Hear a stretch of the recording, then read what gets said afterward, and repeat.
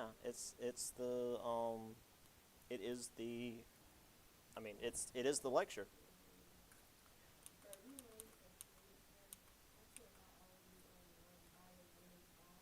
Mm. Mhm. Mhm.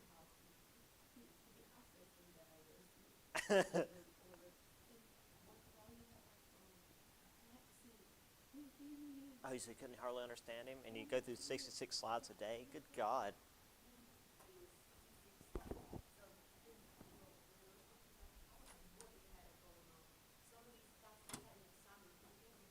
Mhm. Mhm.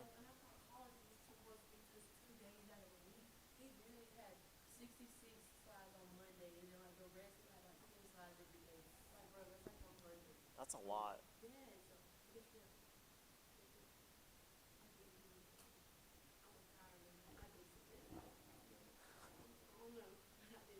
I will say some introductory college courses can be like that. Like they're really early because they're in some cases they have a lot to cover because it's real broad basic stuff that you're not getting into the details. But also some of them, because I've got professors that will do this. The first couple of days they will be like extra scary and harsh to try to weed people out so that they would have less stuff to grade later in the year. Which, like, I mean, I guess I get, but come on. Mm.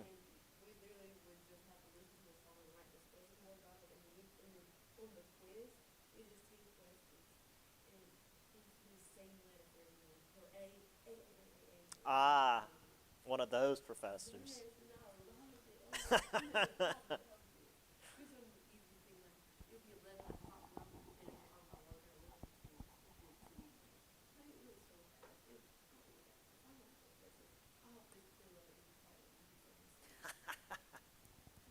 That's very kind.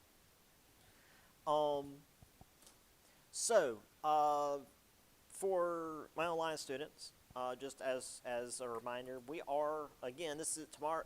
Yeah, next week is our last full week. Um, Next Wednesday is when the final paper is due. For those of you that are doing the final paper, the following week, we are here that Monday, so that'll be our review day. Um, and then I don't remember exactly what day. I think I'm only here Monday. Bleh.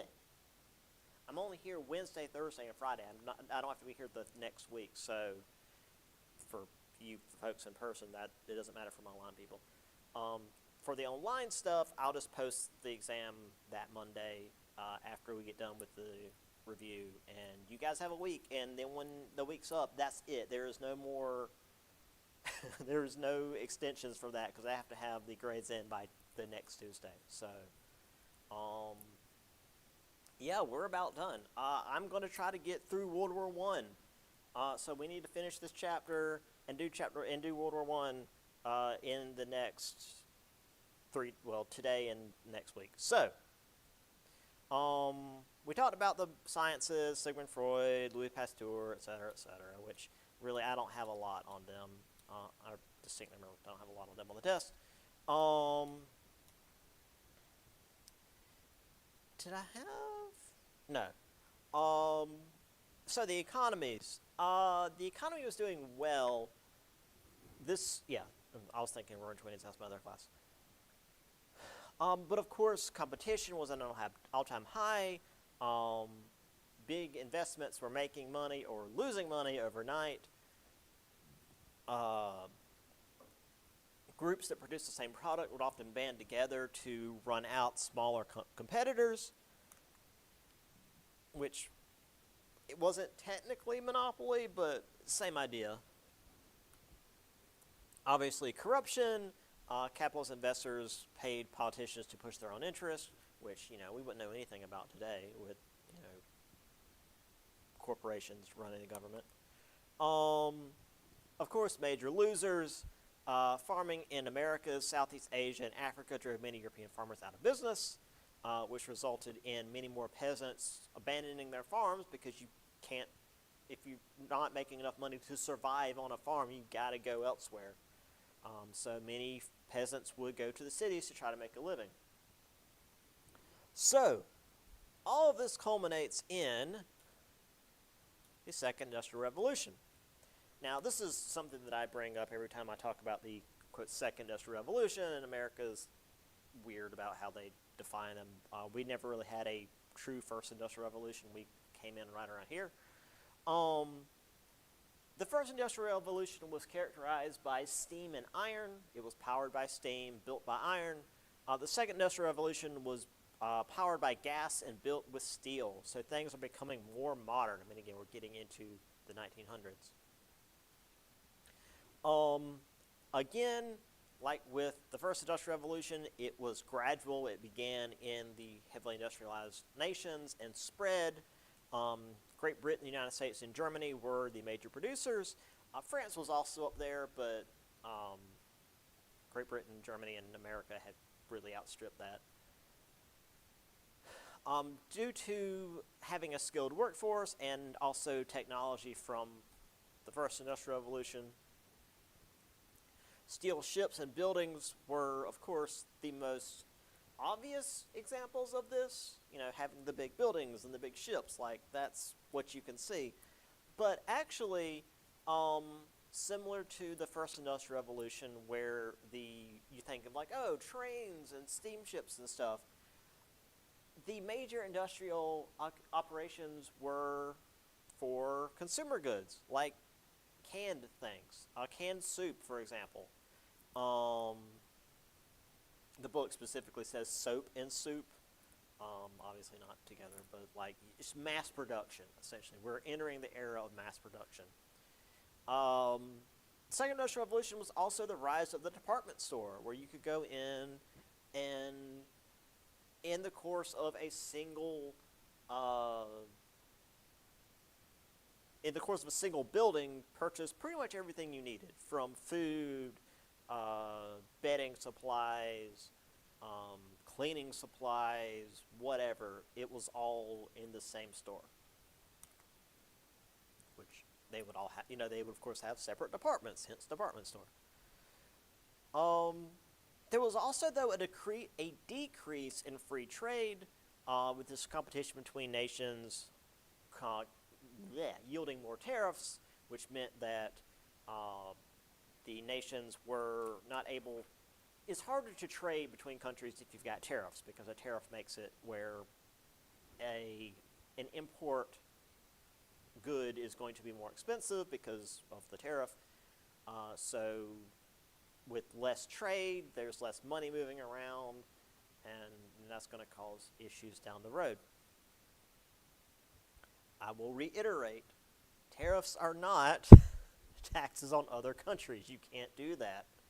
Tariffs are taxes on the goods coming in, which are paid by the company that's purchasing those goods. That's just extra money being given to the federal government. And then that extra cost is typically, not always, because some companies just eat the cost and make less money. But that's not going to happen in, capitalist America. They're just going to raise the prices on their goods so that their consumers have to pay more money, and they don't lose any profit.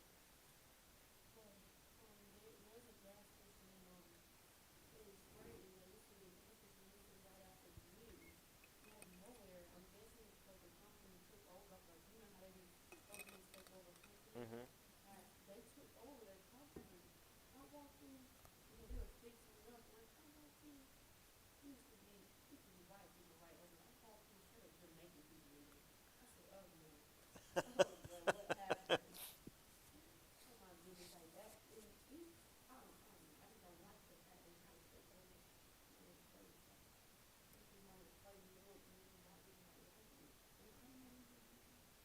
Well, go in there more often, you'll know them. Isn't that isn't that what that man did?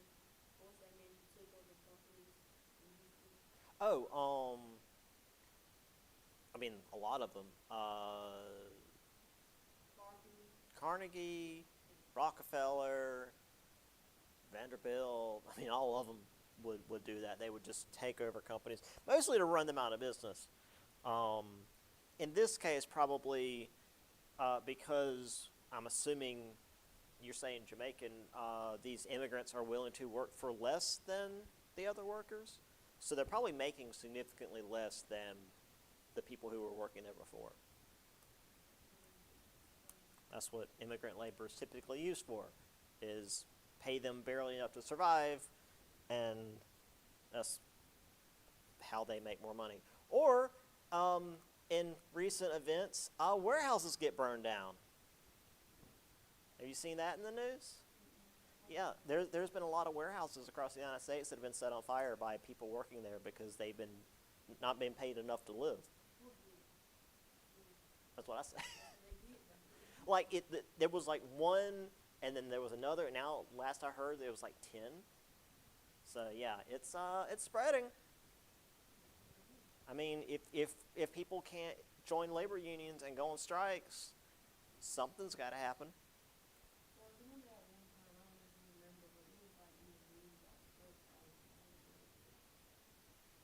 Really?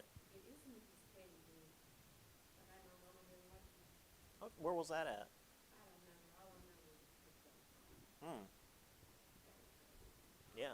Oh, do you mean Notre Dame in France?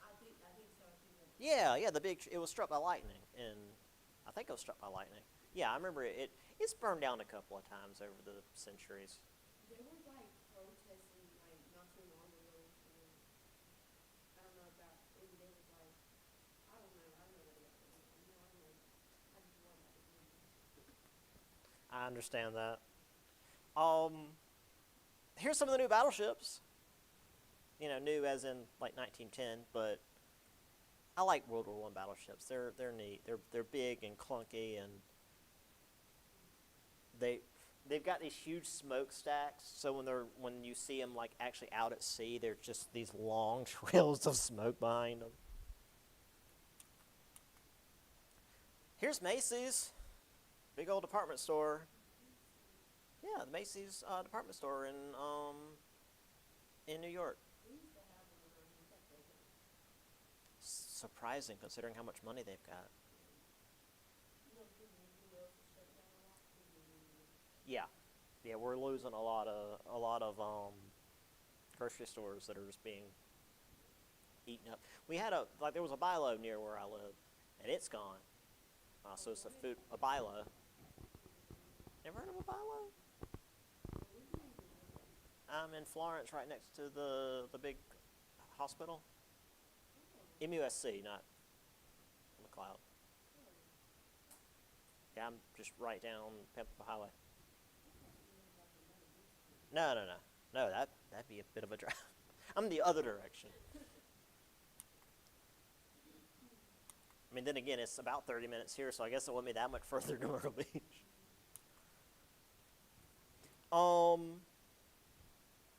So wages were rising, but so was the cost of living. So the working class were still barely making enough to get by, which led some to join radical parties like the socialists or communists. Others joined trade unions to, again, just try to make something better of their life.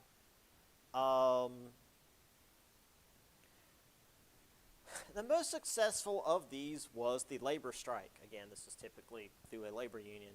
1889, the London dock strike had 10,000 workers rallying in Trafalgar Square for higher wages. This one was actually fairly successful, mostly because the people in the town supported them and raised money so that they could continue eating during the strike. Because, again, a strike is like a siege. It's to see who who blinks first. You've got the people who aren't working, who again obviously aren't making money, but since nobody in the factory is working, the factory is also losing a ton of money. So who's gonna call it quits first? But most of the time, the general populace is going to side with the people striking and not not the factory. Um, so there was an eventual minor increase in wages, which was more than what usually happened, because typically when there were strikes, they just called out the military and forced the strike to disband. So here you have the London dock strike. Got the folks in Trafalgar Square having a demonstration. You've got people speaking about what rights they should have, which is to say just like basic ass worker rights. None of this was radical. So, going back to Karl Marx and Frederick Engels, they put together the International Working Men's Organization in 1864, which just became known as socialism because that's a long title. This was meant to unite workers from across national borders against their liberal overlords.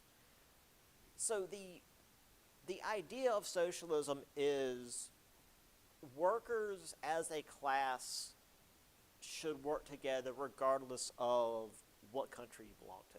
The workers in France, workers in England, workers in Germany, they're all being oppressed by the upper class, so they should all band together. However, the notion of nationalism ended up breaking the back of this because pride in country tended to trump pride in one's class.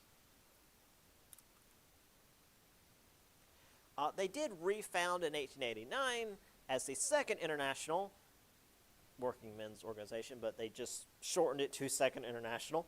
Now, this is when we had the split. There were the orthodox Marxists who believed that overthrowing capitalism was the only way to move forward, and the revisionists who wanted to work for better wages and conditions within the system, which is to say, getting people elected, essentially making a socialist party and working within the democratic system to get laws passed to make things better for workers. So these groups became known as the Democratic Socialists, which are the revisionists, which again were the ones that want to just go through the system and make laws to make things better, and the Communists, who were the Revolutionary Socialists, who wanted to just overthrow the government and force a socialist revolution. And that's the difference. So when you hear people conflating socialism and communism, they're trying to be scary because, yes, communism is, by definition, a violent overthrow of the government. Socialism is not. Like, they literally, there is a break there. Of course, there were also the anarchists, who I've mentioned before, that believe governments needed to be done away with entirely, which, again, I have learned more about anarchism over the years, where it's not just, let's burn everything down and just go full Mad Max. Like, that's not what anarchists want. They believe that you cannot have a good government. The government will always oppress the people. So we should have essentially small, tight-knit societies that just work and live together for the greater good. It's a utopian ideal. People say that, socialism and communism is not something that will work in the real world, which, to be fair, any even close to socialist countries have been interfered with to such a degree that they haven't been able to work on their own. But an anarchist society would have a very hard time working because you're always going to have someone trying to take power. It's a great idea, but you would need people working together. So I've talked about this before, and the book actually gave us a whole thing on it, and I'm very happy about that. The Russo-Japanese War. So the Qing Empire was collapsing. Russia seized the warm water port of Port Arthur, which Japan saw as rightfully theirs. Now, let me reiterate. Neither Japan nor Russia had the right to take Port Arthur. It was China's. But because the Chinese government was being systematically destroyed by European countries and America, they didn't have the power to keep either country from taking parts of their land. So Russia started to move into Manchuria and Korea. Japan hit Port Arthur in February of 1904. They bottled up the navy and demolished it, landed troops, and began pushing Russians back to the import city of Mukden. By January, they had taken the port, and by May, the Russians sued for peace. I think I talked about this in my American history course. There's like an hour-long video on YouTube that's really, really good. I think it's called like The Disaster of the Baltic Fleet. Basically, after Japan, I got to do this real quick. After Japan wiped out the Pacific Fleet, Russia had to send their fleet from the Atlantic around to hopefully fight the Japanese Navy. The short version is they almost caused a war with both England and Norway because they saw fishing boats, thought they were Japanese U-boats in the North Sea, and fired on them. However, the gunners on the Russian ships were so bad that they could not hit anything, so disaster averted. They didn't actually hurt anybody. There was a lot of contention between some of the admirals leading the fleet. The fleet split apart. One guy tried to lose the other guy entirely. At one point, they stopped over in Madagascar. A bunch of sailors decided it'd be a great idea to grab a bunch of exotic animals and bring them back on board as pets, including snakes, crocodiles, and leopards. Said animals immediately escaped and started roaming the ship, which led to most of the sailors just like hiding in their bunks. Also, the stopover in Madagascar led to all sorts of fun diseases because the Russians are not used to tropical weather. Eventually, they made it to the the Pacific, other way. They met the Japanese fleet off the coast of Tsushima and were immediately destroyed. Just wiped out. So yeah, Russia was doing really bad. Again, within a year, they were taken out. And this was so bad it almost led to an early Russian revolution. Like the Bolshevik Revolution happened at the end of World War I. It almost happened here because the Russians were losing so badly, and the people were tired of being shipped across. Oh, by the way, there was no Trans-Siberian Railroad yet, so shipping troops to the Pacific to fight the Japanese was a long and difficult process. It was an absolute disaster. This, of course, shocked Europe that believed in the white superiority over the, quote, Oriental people, the Far East. But not only the Europeans took notice, but the other Eastern people that saw that the Japanese were able to turn the technology and tactics of the West against them, then surely these other nations that were under the control of the West could do the same. And we would be seeing that going forward. I got a little bit ahead of myself, but yeah, Russia had a little revolution. By December of 1904, so the war's still going on, workers in the Putilov armaments factory in St. Petersburg initiated a strike, and soon workers from all over the city joined them, which shut the city down. This is I mentioned this in my other class. Um, that's a general strike. That is the most powerful weapon the workers have. Is if everyone from all industries go on strike at the same time. Not everyone from, for example, the munitions factories or the steel mills or whatever. Everyone. The steel mills, the factories, the cable car drivers, the teachers, the doctors, the postmen, the policemen, everyone refuses to go to work. The city shuts down. Yeah, that's what a general strike means. General strike doesn't sound like anything. Oh, okay, it's a strike, whatever. No, that means everyone, and it's very hard to accomplish. So they met with an Orthodox priest, Father Gapon, worked out a petition for a representative assembly. 200,000 men, women, and children gathered in front of the Winter Palace, hoping to make the Tsar recognize their plight. However, the Tsar was off busy being the Tsar somewhere. The guards panicked, killing or wounding nearly 1,000. Because, again, this is Russia. But also, if you're the guards of the palace and 200,000 people show up, you're going to be a little nervous. That's a lot of people.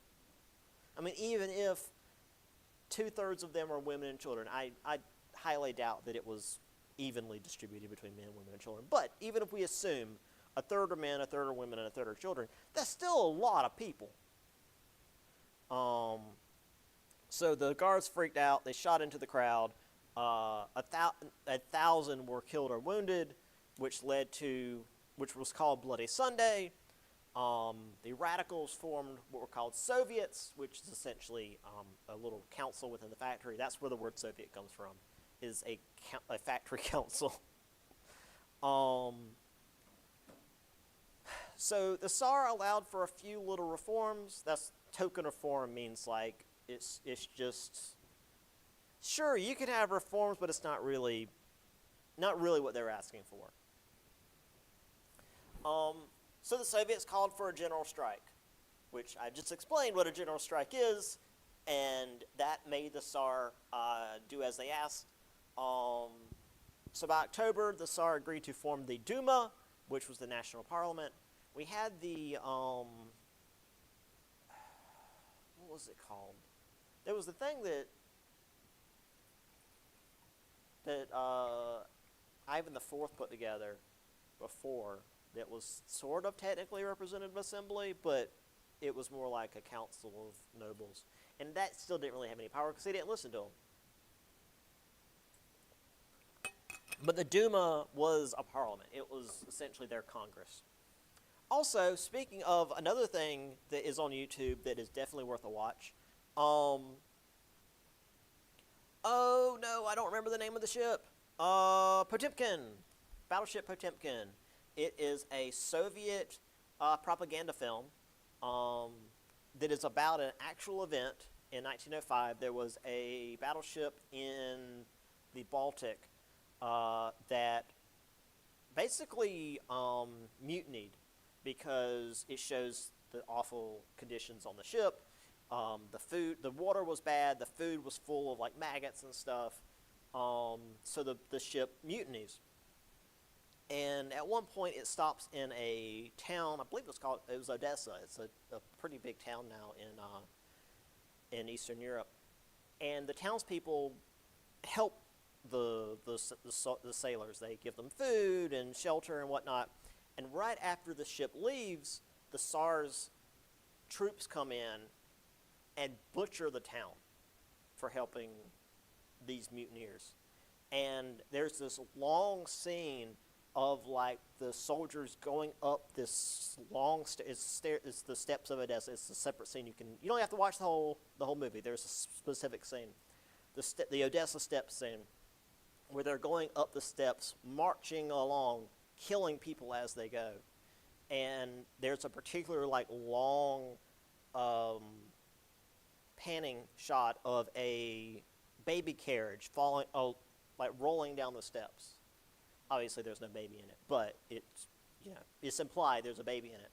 And as it reached the bottom of the steps, there's a cavalryman there, and he swings his sword, presumably killing the child in the carriage because the Tsarist forces were evil and killing all these good civilians.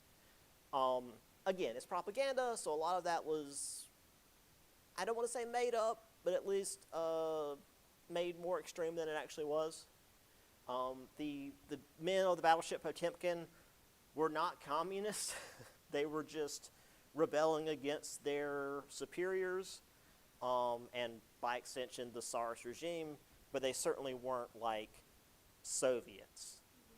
But it was a good propaganda piece for later Soviet movies to use as, look at these brave men rebelling against the Tsarist regime. And it's also like a landmark piece of motion picture because of the various techniques they used.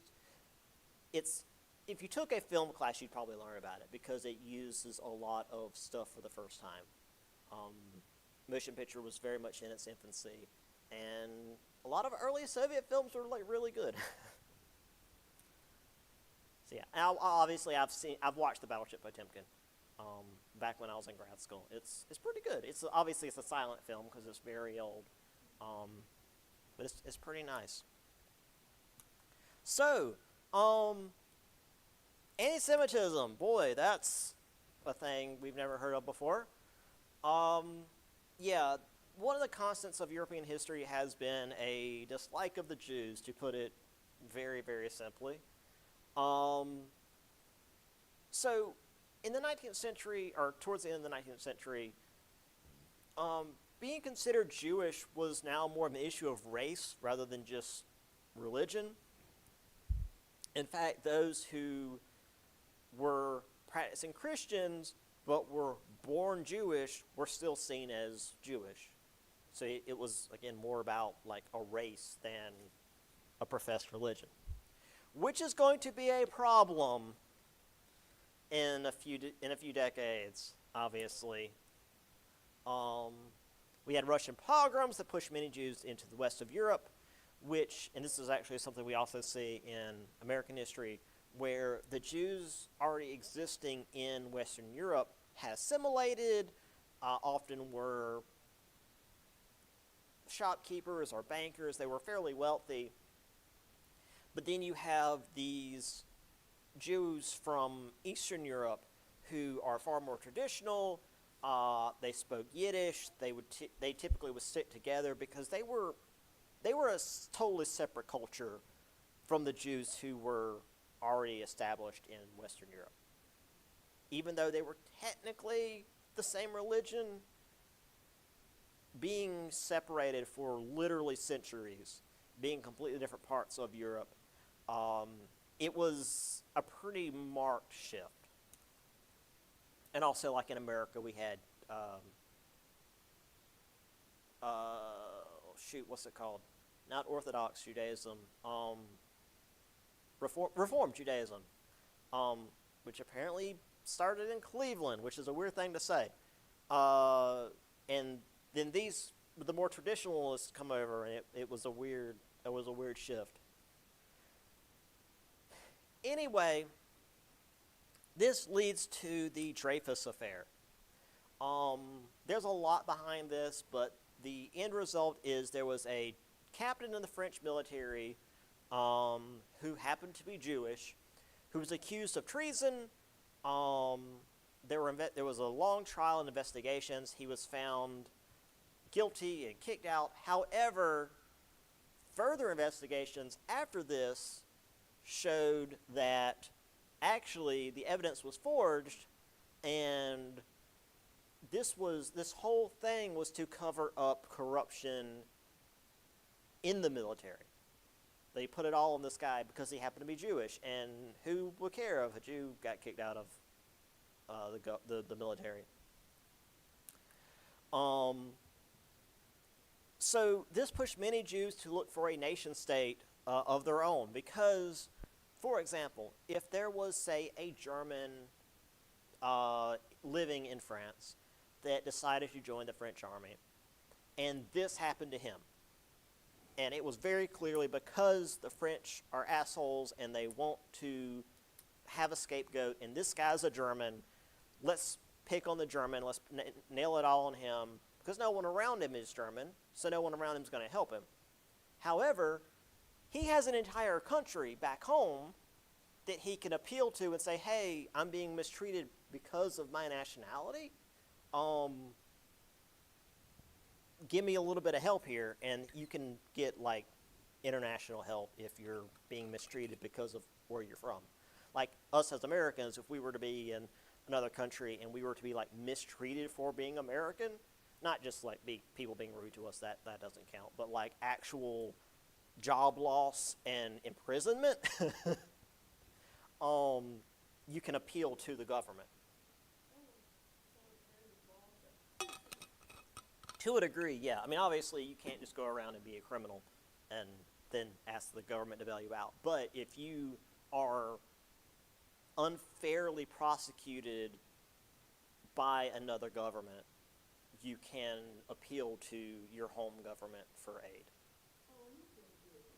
However, the Jews didn't have a government. Israel didn't exist yet. So this led to many Jewish people looking for a nation state to call their own, which led to the start of Zionism, which is different than Zionism today. It's much like the difference in nationalism back then and nationalism today. Because Zionism today is just like nationalism today, where it's like, no non-Jews in Israel, and if you are non-Jewish, you're basically a second-class citizen, and we can kill you without repercussion. Because that's kind of what's happening. But this is we're talking about back then. Here we have the Le Petit Journal, or the Little Journal, apparently. The Traitor, Degradation of Alfred Dreyfus, where apparently when you strip a captain of his commission, you have to break his sword over your leg. That seems... Well, I mean, I guess they weren't real swords. They were,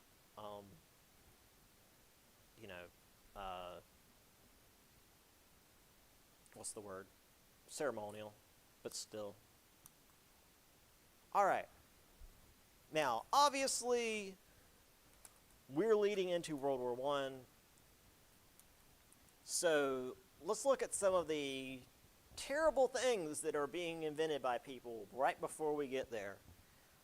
Let's see. The French developed a fast-firing 75mm artillery piece, which could deliver shells up to 7 kilometers. Jesus Christ. 75mm is like that. And so it's shooting shells bigger than a basketball. 7 kilometers is like 3.5 miles. You don't even see it. You don't even see what's shooting at you. You perhaps hear the boom, and then you're getting hit by explosives.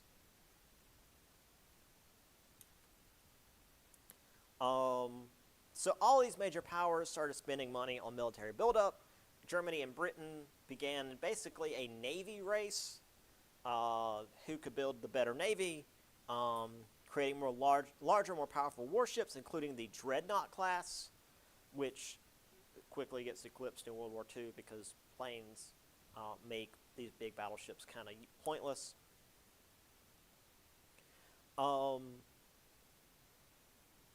So military planning for a major European conflict was very, very obvious.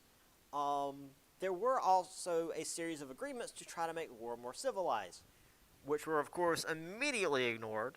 But we have the Geneva Convention back in 1864, had the treatment of prisoners, the Hague Convention on land warfare to keep from using weapons that may injure civilians. And supposedly, civilian reprisals were supposed to be entirely stopped. So, when we get into World War I, here in just a minute and next week, we shouldn't talk at all about civilians getting hurt. Yeah. Here's a dreadnought. Just a big-ass ship with a lot of guns. Yeah. big freaking guns everywhere, big old steel-clad ship. Um, yeah, they're serious business. I mean, these sorts of things where if you do a broadside, the whole ship leans because you turn all the guns in one direction and you shoot, and the whole ship shifts because you've got so much going in one direction.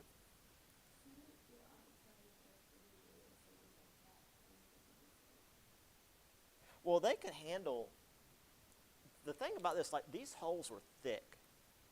Um, Anything smaller than these sorts of guns would just kind of bounce off. And also, uh, the rounds that went through, um, I'm just doing a ship design class. Um, the ships had compartments in them, so if a shell went through the ship and punched a hole in it, you can close the compartment so the water will only be in one little part of the ship. It won't sink the whole thing. So sinking these things was a pain in the ass. Like you could knock a hole through it, but then they just close it up, and it won't flood the rest of the ship. Yeah, it's smart. Now, obviously, if you put a shell through, say, the engine, or heaven forbid, where all the ammo's being kept, then the ship's probably not going to have much left. Because you take out the engine, it's going to be dead in the water. If you hit the ammo, it's going to blow up. But for the most part, you could hammer away at these things all day, and they would just circle each other in the ocean and just blast for, like, I want to say these battles would last for hours, because of how much they can handle.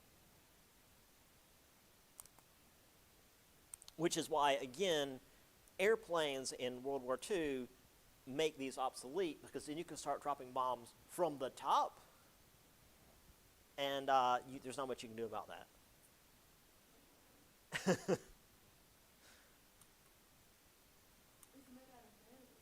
Yeah, I mean, well, the decks are wood still. The top of that, you can't see it from this angle. The decks are still wood.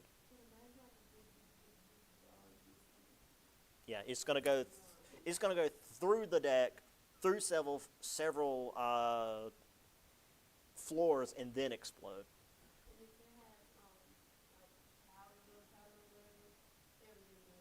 Yeah, yeah. So that's why, like, this was the big thing in World War One, but by World War II, with airplanes, you couldn't do much. You would need a bunch of guns on this ship that were made for shooting at planes.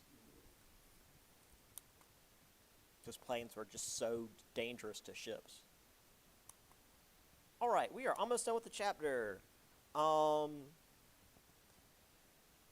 So, after Prussia beat the crap out of Austria, and then also France, Austria had to cede a bunch of power to Hungary, which led to more nationalism as Germans, Hungarians, Czechs, Poles, Ukrainians, Ruthenes, Jews, Croats, Serbs, and Italians, all within Austria-Hungary, wanted their own independence. That's a problem when you've got all these different groups in your country that all want their own country. So Emperor Franz Joseph signed a fairly liberal constitution to try to hold the empire together. However, this force of nationalism continued to pull the empire apart, even as it pulled these various groups together. So the groups were working together because they were, ethnic minorities, and it's whatever your people are. But as the groups come together, they're pulling apart from each other. However, this created the nationalism we know today, where it's less about love for your country and love for your people, and more about hatred for other groups. If you've got, say, if you're a group of, say, Croatians in Austria-Hungary. Sure, you're going to be proud of being a Croatian and all your fellow Croatians in Austria, and you're gonna want your own Croatia, because I don't think Croatia existed back then. But one of the strongest human emotions is fear and hatred, and so if you have these other groups around you that you convince your fellow man are trying to take your potential power away, then you're going to hate the various Germans, Hungarians, Czechs, Poles, etc. And that's the nationalism we see today, where it's like, oh, people. Well, I don't want to get too much into that, but yeah, that's what that's about. I mean, we see that in World War II, which if I have time, I want to try to do like a quick overview of World War II at the end of the semester, even though it won't be on the final, but I just want to go over it. Okay. So there was Russo-Turkish War. Serbs, Bulgarians, Romanians managed to create their own countries. Serbia moved on Bosnia to annex more land. So immediately they started fighting each other. French, British, Russians, Austrians, and Germans took advantage, sent more missionaries and opened new trade routes, which just hurt Turkey more. There was the Armenian genocide as the result of this. The Turks took their frustrations out on the Greeks and Armenians, slaughtering hundreds of thousands in Istanbul in 1895. I'll see you not to speak about Monday. Okay, on our review day. And this will all be up on Blackboard, so. So Monday will be our review day? Not next Monday, but yeah. Have a good one. This was the Armenian genocide that actually Hitler's famous for quoting during, World War II and the Holocaust. And I guess somebody was asking him, how history would remember him. He said, well, nobody remembers the Armenian genocide. And it's true. I mean, obviously we're talking about it, so people remember it, but at that time, nobody really talked about it. And in fact, officially, our government still doesn't recognize it because we're trying to be buddy-buddy with Turkey, and so we won't talk about the Armenian genocide officially. So that's a thing.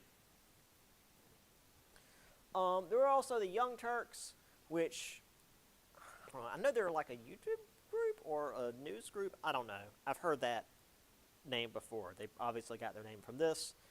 They overthrew the government in 1908. There was the First Balkan War, where the Serbs, Bulgarians, and Greeks banded together against the Turks. They were victorious, but then immediately went to war with one another in the Second Balkan War, where the Ottomans joined the Serbs and Greeks against the Bulgarians. So, and this is the powder keg that leads to World War I. This is the area where everything is just waiting to explode. Because these people, despite working together against Turkey in the first, I already lost it, Balkan War, that's the word, Balkans, immediately went to war with each other after because they wanted more land and they felt like maybe, I guess, Bulgaria had taken too much land. I don't know. It was a mess. And though it actually wasn't Turkey's fault, World War I. Well, no. I was going to say you could argue that. That's kind of the second paper is whose fault was, let me use my words. Who caused World War I? Obviously, Archduke Franz Ferdinand was assassinated, which was a Bulgarian Serb. However, you could also argue that it was Austria's aggression, Germany's willingness, etc., etc. the official line at the end of World War I was that it was Germany's fault, but they were also like the major opponent for the Allies, or the Entente, I should say, in World War One. So yeah, there's a lot of options for whose fault World War One was, and you can really say pretty much anybody, even France, even England, because they had the opportunity to do more to stop it. And I mean, that is kind of blaming people for not doing enough to stop a thing. But, like, they kind of wanted the war. They hadn't had a good war in a while. We'll get to that in a minute. I'm getting ahead of myself. So while technically this was an era of peace, there was pressure reaching a new high. More and more heat arose with this nationalistic and individualistic ideals. And everyone saw a new war coming, even as the industrial arms race added more fuel to the fire. Or to the pile, I should say. The fire isn't happening yet. So as this increased, the flashpoint lowered. By the way, in case you're not familiar, I read a book. There's a lot of books called Flashpoint. I read a Battletech book called Flashpoint. And a flashpoint is the lowest temperature at which something will essentially spontaneously burst into flames. Like when you've got a drought and you've got a lot of dead, dry wood, the flashpoint's lower. If there's like basically no humidity, the flashpoint's lower. If it's really, really hot outside, I'm talking like 100+ degrees, that heat is possible for like something to catch on fire just from the heat when things are that dry and that just ready to be on fire. This, though, is more the chemistry definition where, like, if you have a system with fuel in it and you increase the pressure, you need a lower temperature for the fire, is basically it. Anyway, point being, all these things meant that whatever the spark would be to cause the war, which I just mentioned earlier, Archduke Franz Ferdinand,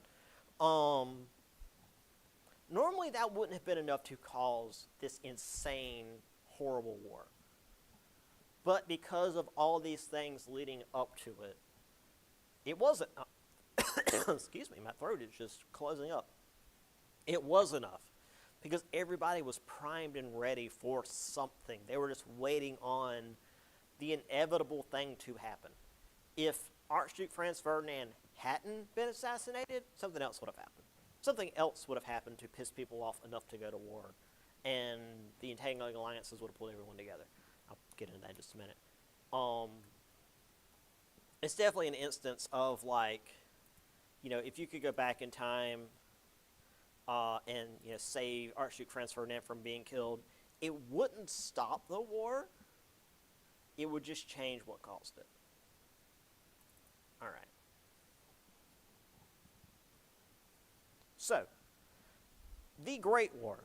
I refuse to call it World. Well, I shouldn't say I refuse to. I will call it World War One. But the British call it the Great War. I'm more of a Europeanist at heart, anyway. So I'm going to call it the Great War. You'll be all right. Okay. So, it's called the First World War in the United States because obviously after the Second World War, it's like, hey, this sort of happened before. Let's call them the First and Second War. Obviously, it wasn't called the First World War when it was happening. Weltkrieg in Germany, which was just the World War, which again, yeah, okay. Also, it was called like the war to end all wars, because after this, people will never want to fight again. Well, that didn't happen. As I said, the initial spark was the assassination of the Archduke, which is heir to the throne, Franz Ferdinand, as well as his wife Sophia, on the 28th of June, 1914, by the Bosnian Serb Gavrilo Princip. There's a whole thing behind this, actually. And again, as I said here, this war was not just something that happened. It's not that, they were so concerned about Archduke Franz Ferdinand that everybody jumped to war. It was the culmination of pretty much everything last chapter, but even before then. Really, the last several chapters. Honestly, everything since, hell, Napoleon, at least. The Balkans were called the powder keg that set off this war because, as I had just said, it was already really unstable. But the powder, the pressure, and the spark, everything that really got this war going. Again, I'm using the Flashpoint analogy. Was nationalism. The reason Archduke Franz Ferdinand and his wife were killed was nationalism. The reason they were there in Serbia was because of nationalism. Austria wanted to... Oh, I don't have that picture. Okay, I'll just keep this up. Austria wanted to take Serbia. They felt like they deserved Serbian land. Obviously, the Serbians didn't want them there. So they sent... they sent Franz Ferdinand, I wouldn't say as a sacrifice, but he was there to stir up trouble. He was there to piss people off. He wasn't there to do peace talks or make things better. He was there to make things worse. So what happened is Gavrila Princip was a member of the group, the Black Hand, and they knew that Ferdinand was going to be there. Because, it was, they know. They have announcements. Like, it's not that, they learned the secret route of where he was going to be. No, it was, again, you have this major political figure that's going to be coming through town. Everyone knew he was going to be there. Anyway, so they had a bunch of agents throughout the city prepared to kill him. And the main plan was to bomb the car. He was in an open top car, which, as we know from American history, is a great thing to put your political leader in. Anyway, he was in an open top car, and the plan was to chuck a bomb in it. That'll do the job. However, the bomb went off early. Now, I don't know if the guy dropped it and it went off, or it went off in his coat and blew him up too, but it went off and it caused this commotion and the street got blocked. So the driver of the car that had the Archduke in it sees the roads blocked, doesn't know what's going on. Again, this is before phones or radios or anything. He just knows, hey, the road's blocked, there's a lot of traffic. So he turns down a side street.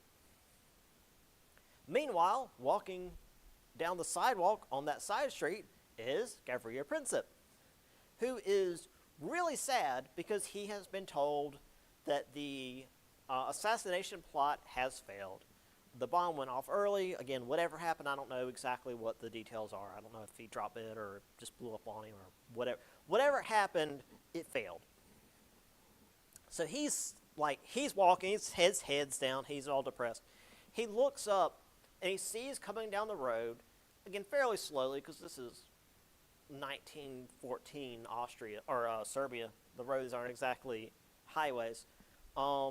He sees this car with this distinguished gentleman in it.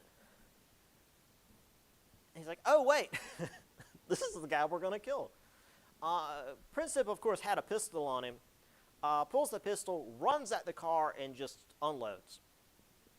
Kills Franz Ferdinand as well as Sophie, because she was sitting there right beside him, and thus creates the problem that leads to the war. So, I'll tell you all that story because, I don't know, it's a good story. I like telling it. Anyway, another major issue for this war besides the nationalism and these people like being literally willing to kill one another for their own country, were these various competitions between the various powers, which led to many of them joining together into essentially factions.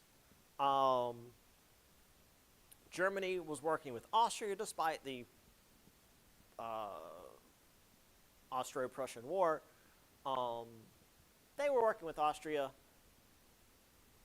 and formed a pretty powerful power block right in the middle of Europe, which again, Germany by itself was scary for like everybody else. As I had said, France and Russia had formed an alliance mostly because they were both afraid of Germany. Also, part of this alliance was based on shared culture, which was, as I mentioned last time, that Russian ballet in Paris. Like, for real, Russian ballet happening in Paris made the French more willing to work with the Russians. It's just culture, I guess. Now, Britain is a weird inclusion in this. They didn't want to get involved because, again, England feels like they're not really part of Europe. They're their own little island. I mean, we've had Brexit in the last however many years ago that's been now, and that's going great for England.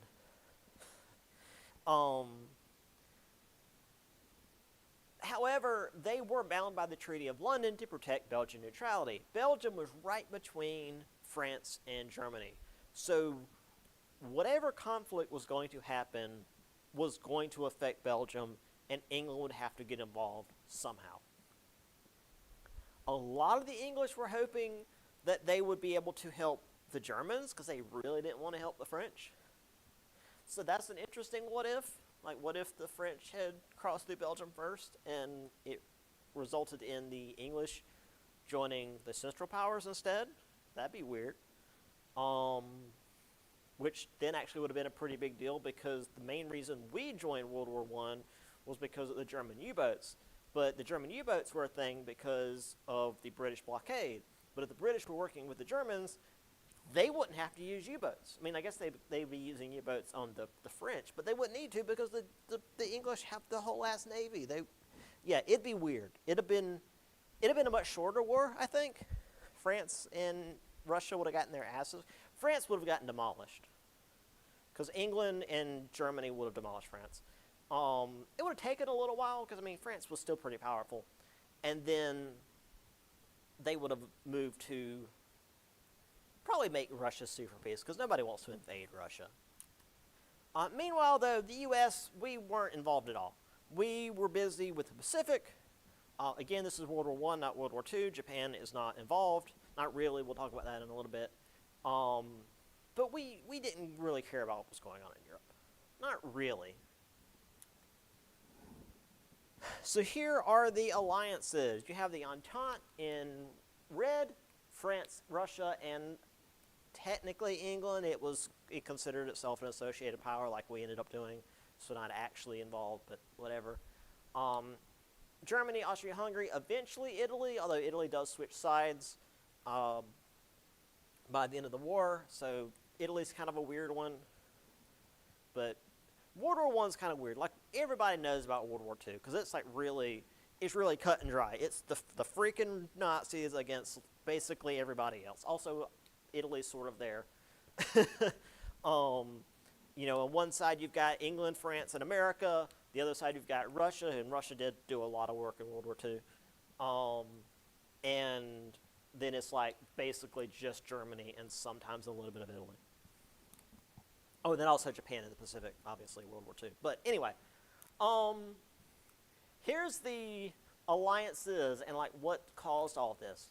So Bulgaria and Serbia in the middle, again, two, I hate to say it, but unimportant countries in the grand scheme of things. Obviously, very important to the people living there if they shot Franz Ferdinand. But this resulted in Austria-Hungary getting involved, which caused Russia to get involved. So Germany got involved to help Austria-Hungary. France got involved to help Russia. When Germany went through Belgium, Britain had to get involved. Italy's sort of there. The Ottoman Empire also was sort of there. But the main players, Germany, Austria-Hungary, Russia, France, and Britain. Yeah, Triple Entente, Triple Alliance. Yeah. Yeah, so actually they weren't even the Central Powers. They were Triple Alliance. Again, but that's too difficult for us to remember because in World War II, again, the Allies and the Axis powers. So, Archduke Franz Ferdinand being assassinated didn't immediately start the war. There was a lot of tension that had been building up. Again, this really what we're doing for the next few minutes that we have left in class. We were talking about of course, international powers, the Europeans pushing across the world. So their various colonies were bumping up against one another. They would go into conflict. You know, we almost had a war in Africa, which led to the scramble for Africa, yada yada yada. Again, within the continent, it was Southeast Europe. It was the German and Russian empires that were growing, while the Austrian and Ottoman empires were falling apart, which again led to the Balkans, which were a bunch of little, very new countries that were very, very, very aggressively nationalistic, and that's going to cause all kinds of chaos. And of course, this chaos made the Balkans even more of an issue because, well, again, Archduke Franz Ferdinand had to get shot in the face. So here we have this region, Austria-Hungary, and its various ethnicities. You've got the Germans, Hungarians, Czechs, Slovaks. Czechoslovakia obviously ends up here, and now it's the Czech Republic and Slovakia. No, that's Ukraine. Where's Slovak? Slovaks, Czechs. Oh, Czechoslovakia there. Sorry. That's part of Ukraine. The Poles, so obviously Poland, Ukrainians, Slovenians down here, Croats and Serbs. Bosnia, this is where it all happens. Was it Sarajevo that it actually? Yeah, it was Sarajevo that it happened. Romanians over here. I'm using my laser pointer. Sorry, guys. And then, of course, Italians over towards where Italy is, because Italy's, well, it's on the map right over here. And this is supposed to be one country. Well, sort of two. It's the dual monarchy, but still. That's hell. This is supposed to be Austria. That's a lot. There's a lot going on there. All right. So, the Ottoman Empire was weakening. The Balkans were becoming more independent. Greeks, Serbs, Bulgarians, Albanians, Romanians all had their own states. However, even the ones with their own states wanted more. Albanians overthrew their prince. Serbs wanted Albanian coast. The Greeks, Bulgarians, and Romanians wanted more territory. The Ottomans wanted it all back. It was a mess. Again, it's an understatement, but it was an absolute mess. It was a disaster. Again, my brain goes back to BattleTech, the Chaos March, just the middle of where everyone all comes together. If you know what I'm talking about there, awesome. I'll give you extra credit. It's absolutely this is clearly where they got the Chaos March from. It's Southeast Asia, Southeast Europe. Which of course the Slavic inhabitants of Bosnia, they were under the control of Austria because, as we see here, down here, Bosnia is written as its own thing, but it's still technically under Austrian control. And they, of course, all wanted their own states. Oh, I could have just pulled this map up. Sorry. Yeah, so again, technically, Bosnia was part of Austria. Bosnia was part of Austria, Serbia, Bulgaria, Romania, Montenegro, which, had a little bit of coastline. Serbia pushed to take coastline as well because you want coastline. You don't want to be landlocked, especially by a bunch of countries that hate you. You don't want to be landlocked. All right, let's quickly go through the July crisis, and then we can start on World War I proper on Monday. So, Archduke Franz Ferdinand is assassinated, again, 28th June, 1914. So the great powers scrambled to either prevent or prepare for war. This is why I say that you could technically argue that any of the great powers were kind of responsible for the war. Again, the Austrians, who wanted to just go in and kick the door down in Serbia,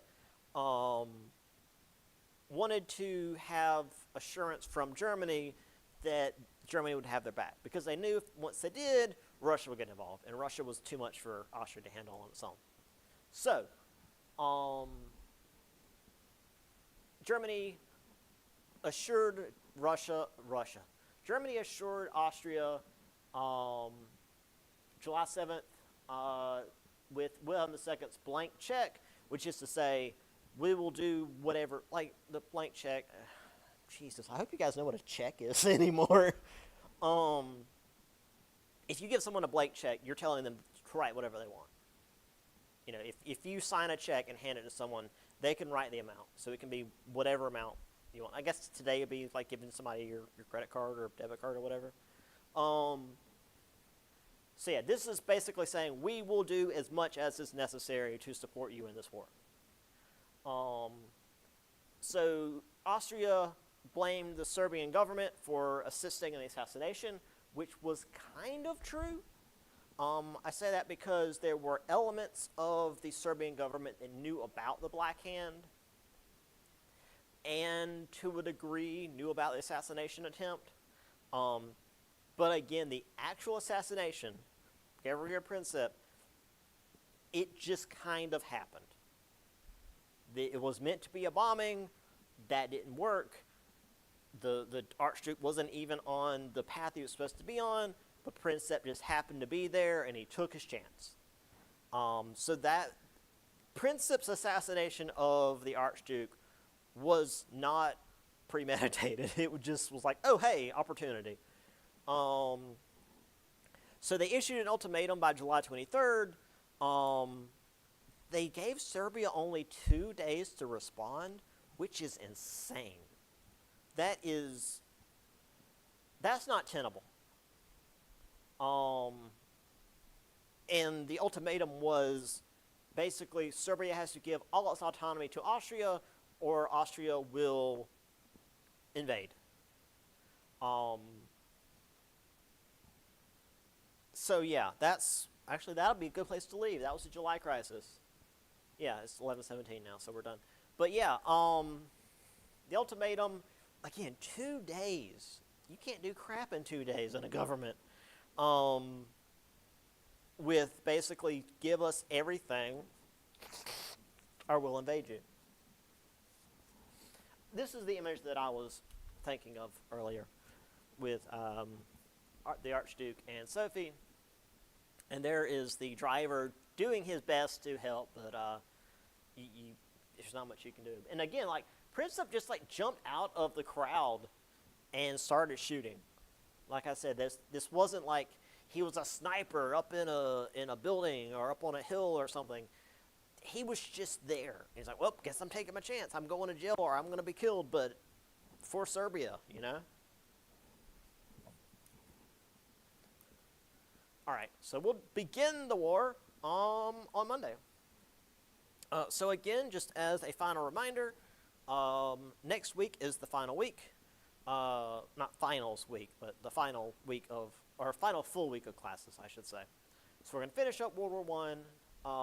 I'll try to do a little bit of extra at the end of class on next Wednesday. Next Wednesday is also when your final paper is due. So if you're doing that, please send that to me via email. Once again, please attach it as a document. Don't give me a Google Docs link or whatever. It doesn't work.